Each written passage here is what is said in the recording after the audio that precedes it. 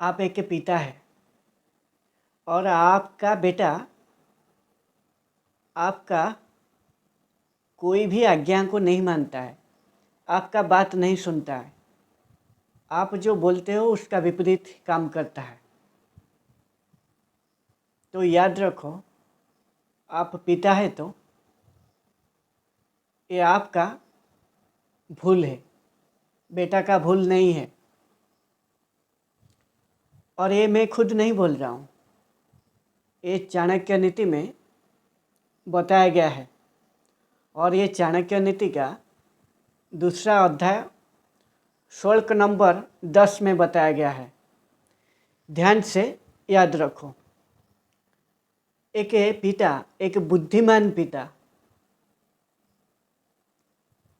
उसका जो बेटा है उस बेटा को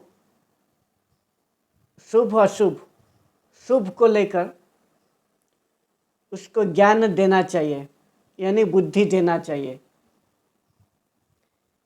क्योंकि एक नीतिज्ञ, एक ज्ञानी पुत्र उसका जो कुल है, कुल को आगे बढ़ाता है और उसका कुल में उसी को पूजा जाता है।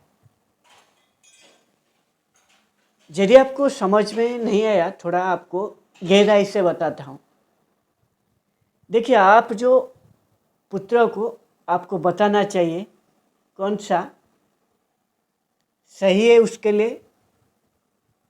लिए सही है। साथ में हमारी जो कुल परंपरा है, हमारी कुल परंपरा को वो भी सही होना चाहिए। खाली खुद के लिए सही होने का साथ साथ कुल परंपरा और समाज को भी सही होना चाहिए। हर काम को लेकर उसको शिक्षा देना चाहिए, ताकि उसका जीवन में उसका जीवन में जब वो आगे बढ़ेगा, जब कोई काम में सफल होगा,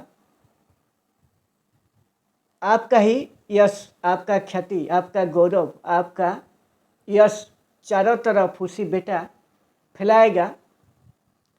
आपका कुल का नाम से आपका बेटा का परिचय होता है। इसीलिए आपको हमेशा याद रखना है, आपका बुद्धिमानी, आप एक पिता है तो आपका बुद्धिमानी इसी में है, इसी में आपका भलाई है। आपका जो पुत्र है या पुत्री है उसको अच्छा संस्कार दीजिए, जो आपका कुल का हिसाब से, जो आपका संस्कृति, आपका परंपरा का हिसाब से उसको पूरा ज्ञान दीजिए, ताकि वो ज्ञान को उसका दिमाग और उसका पूरा ब्लड में शुरू में दीजिए, बचपन से बैठा दीजिए, ताकि उसका पूरा जीवन सारा ना उसका काम में वो लगा पाए और जीवन में हर एक सीढ़ी वो चढ़ते जाए और आपका कुल को आलोक ना दिखाता रहे और आपका कुल को बहुत ही आगे लेके जाए। इसीलिए इस चाणक्य नीति में बताया गया है। समझ में आ गया होगा आपको, आप एक बुद्धिमान पिता है तो, या बुद्धिमान पिता आने वाला टाइम में बनना है तो।